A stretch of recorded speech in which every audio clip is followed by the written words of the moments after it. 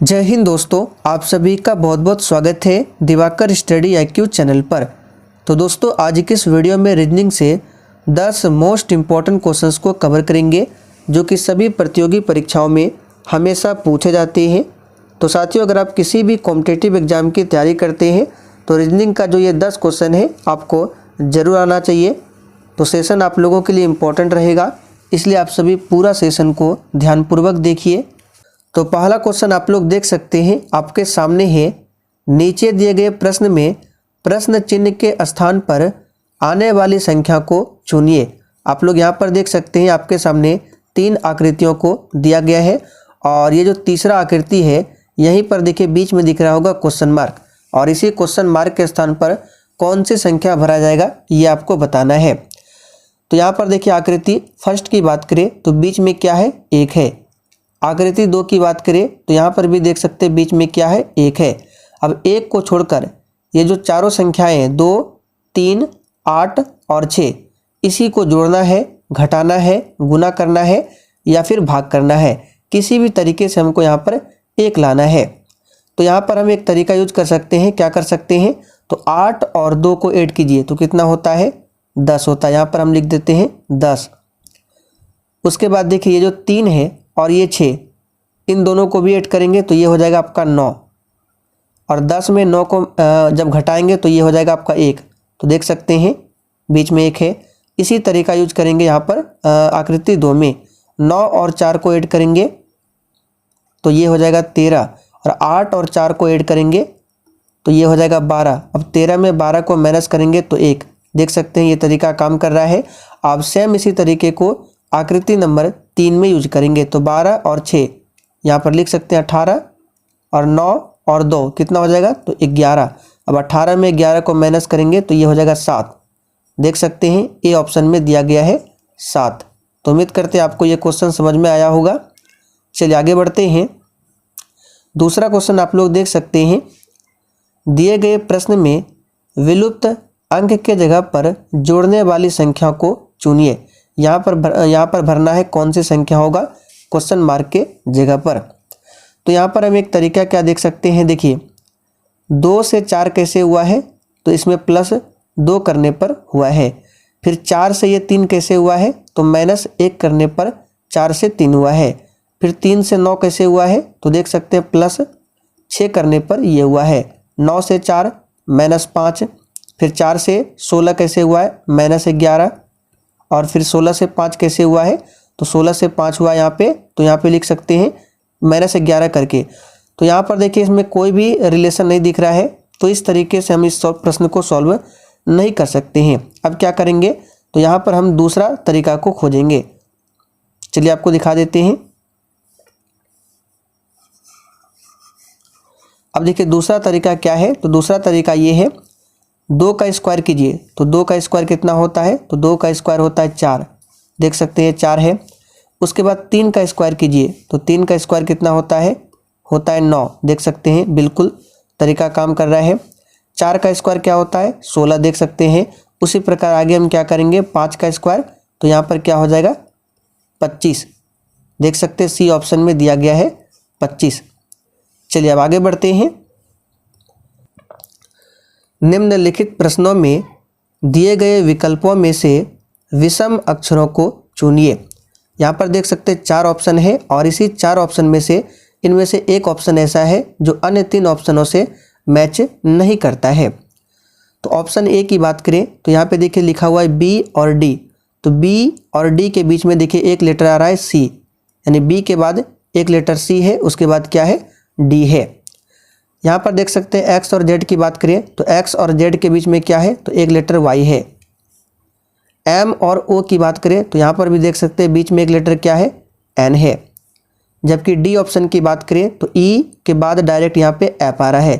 लेकिन अन्य तीनों ऑप्शन में देख सकते हैं इसमें बी के बाद एक लेटर गैप है, एक्स के बाद यहाँ पे देख सकते हैं वाई लेटर गैप है, यानी एक लेटर तीनों में गैप है। लेकिन डी ऑप्शन में एक भी लेटर यहाँ पर गैप नहीं, यानी ई के बाद डायरेक्ट एफ आ गया, यानी कि डी ऑप्शन जो है यही विषम है। तो उम्मीद करते हैं ये क्वेश्चन भी आपको समझ में आया होगा। चलिए आगे बढ़ते हैं। चलिए चौथा क्वेश्चन देख सकते हैं। यहाँ पे एक त्रिभुज दिया गया है और यहाँ पे पूछा गया है दी गई आकृति में कितने त्रिभुज है, यहाँ पर आपको काउंट करना है। तो इस तरह के क्वेश्चन भी एग्जाम में काफ़ी बार पूछे जाते हैं। तो कैसे इसको सॉल्व करेंगे, अगर आपको काउंट करना आता है, अगर ये क्वेश्चन आता है तो आप लोग आंसर नीचे बता सकते हैं। तो सबसे पहले हम लोग क्या करेंगे, तो सबसे पहले देखिए यहाँ पर देख सकते हैं एक त्रिभुज ये हो गया, दूसरा त्रिभुज ये हो गया, उसके बाद तीसरा त्रिभुज ये हो गया, ये आपको दिख रहा होगा, ये पूरा ये बड़ा वाला त्रिभुज तीसरा है, छोटा वाला यहाँ पे 1 2 3, उसके बाद नीचे यहाँ पे 4, ये हो गया 5, और फिर ये पूरा कितना हो जाएगा, तो ये आपका 6 हो गया। यानी इस आकृति में टोटल 6 ट्रायंगल है, जो कि बी ऑप्शन में दिया गया है। बहुत ही सिंपल सा क्वेश्चन है।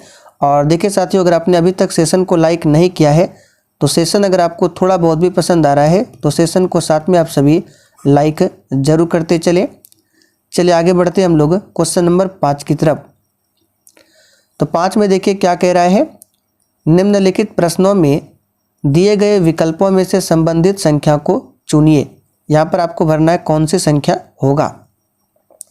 तो कैसे करेंगे, देखिए यहाँ पे 45 है और यहाँ पर क्या है 40 है, तो 45 में -5 करेंगे तो ये 40 हो रहा है। उसी प्रकार 56 में अगर -5 करते 51, देखिए ऑप्शन में 51 नहीं है, यानी कि ये तरीका काम नहीं करेगा। अब दूसरा तरीका क्या है देख लेते हैं, उसको भी इसको रब कर देते हैं। चलिए दूसरा तरीका हमारा ये है, ये जो 45 है इसको यहाँ पे लिखते हैं 45।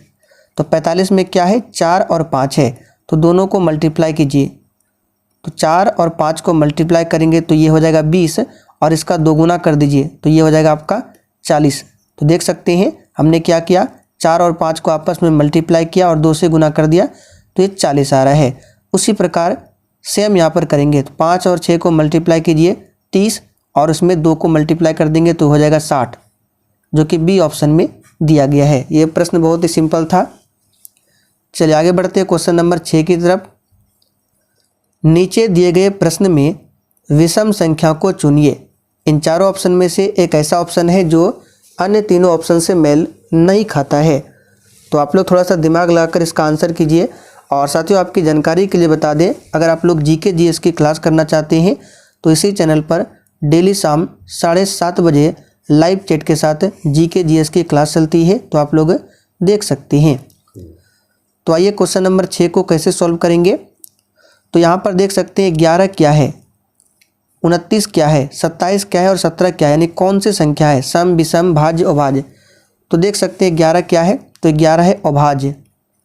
अब अभाज्य संख्या क्या होता है, अगर आपको नहीं पता है तो यहाँ पर बता देते हैं। तो देखिए, जिस संख्या का केवल 2 ही गुणनखंड हो उसे ही अभाज्य कहा जाता है। जैसे कि यहाँ पे हम लिखते हैं 2। अब 2 का कौन सा गुणनखंड हो सकता है, 1 हो सकता है, और क्या हो सकता है 2, यानी 2 में किस किस संख्या से भाग लग सकता है, सिर्फ 1 से और 2 से। 3 की बात करें तो 3 में भी देख सकते हैं 1 और 3 से ही भाग लगेगा। 4 की बात करें तो देख सकते हैं इसमें 1 से लगेगा, 2 से लगेगा, फिर 4 से लगेगा। इसका मतलब ये अभाज्य नहीं है, ये क्या है, भाज्य है। तो आपको सिंपली याद रखना है, जिस संख्या का केवल 2 ही गुणनखंड हो, यानी कि जैसे कि 2 का सिर्फ 1 और 2, 3 का 1 3, 5 का ले लेंगे अगर तो ये हो जाएगा 1 5, 7 का भी 1 7, यानी इस तरह के जितने भी संख्याएं हैं वो क्या होगा, अभाज्य संख्या होगा। तो उसी प्रकार 11 का क्या क्या होगा, सिर्फ 1 और 11, ये अभाज्य है। 29 भी देख सकते हैं अभाज्य है। 17 भी क्या है, अभाज्य है। लेकिन 27 की बात करें तो 27 में देखिए 1 से भी भाग लगेगा, 3 से भी लगेगा, 9 से भी लगेगा, 27 से भी लगेगा, यानी कि ये अभाज्य नहीं है, ये भाज्य है। तो देखिए 3 संख्याएं क्या है, अभाज्य है, लेकिन 27 क्या है, भाज्य है। तो अन्य तीनों से ये भिन्न है 27। तो इस प्रकार आंसर आपका यहाँ पर सी हो जाएगा 27। चलिए आगे बढ़ते हैं क्वेश्चन नंबर 7 की ओर। निम्नलिखित प्रश्न में दिए गए विकल्पों में से संबंधित अक्षरों को चुनिए। जिस प्रकार BE अनुपात DC है, समानुपाती MF, यहाँ पर होना चाहिए अनुपात क्वेश्चन मार्क। तो देख सकते हैं यहाँ पे B से D कैसे बना है, तो इसमें जब 2 लेटर हम आगे जाएंगे B के बाद, यानी B के बाद C, C के बाद फिर क्या D, तो ये D बन रहा है। उसी प्रकार यहाँ पर देख सकते हैं E से C कैसे बना है, तो इसमें 2 लेटर जब पीछे जाएंगे E से, तो ई के पहले क्या होता है, तो ई के पहले होता है डी और डी के पहले क्या होता है सी, यानी कि बी से डी बना है +2 करने पर और ई से जो सी बना है -2 लेटर पीछे आने पर, यानी 2 बार पीछे आएंगे तो सी आएगा। जैसे ई के पहले आएंगे तो एक बार तो क्या होगा डी होगा और डी के पहले आएंगे तो सी आएगा। उसी प्रकार सेम यहाँ पे तरीका यूज करना है। तो एम में क्या करना है, 2 लेटर हमको आगे जाना है। तो एम के बाद क्या होता है एन, एन के बाद फिर क्या होता है तो ओ हो गया। फिर एफ के बाद हमको 2 लेटर पीछे आना है। तो एफ के पहले क्या होता है, हमको 2 लेटर पीछे आएंगे तो ये हो जाएगा आपका क्या डी, क्योंकि एफ के पहले ई और ई के पहले डी, यानी कि ओ डी होगा आपका यहाँ पर क्वेश्चन मार्क के स्थान पर, जो कि ए ऑप्शन में दिया गया है। अगर आपको समझ में ना आया हो तो आप लोग दोबारा इसको देख सकते हैं पीछे करके। चलिए आगे बढ़ते हैं क्वेश्चन नंबर 8 की तरफ। क्वेश्चन नंबर 8 है, निम्नलिखित प्रश्न में दिए गए विकल्पों में से संबंधित शब्द को चुनिए। जिस प्रकार लंबा संबंधित है चौड़ा से, उसी प्रकार ऊंचा इन चारों ऑप्शन में से किससे संबंधित होगा। इस तरह के भी क्वेश्चन आपके एग्जाम में बनते हैं, आंसर कीजिए। तो यहाँ पर अगर आपने ऑप्शन डी को दिया है तो आपका बिल्कुल सही जवाब है, नीचा हो जाएगा, याद रखिएगा। जिस प्रकार लंबा चौड़ा उसी प्रकार ऊंचा क्या होता है नीचा।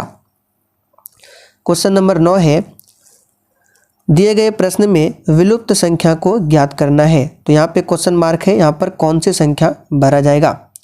तो इसको कैसे सॉल्व करेंगे, 2 तरीका से इसको सोच सकते हैं। पहले तो इस तरीके से सोचेंगे, फिर इस तरीके से।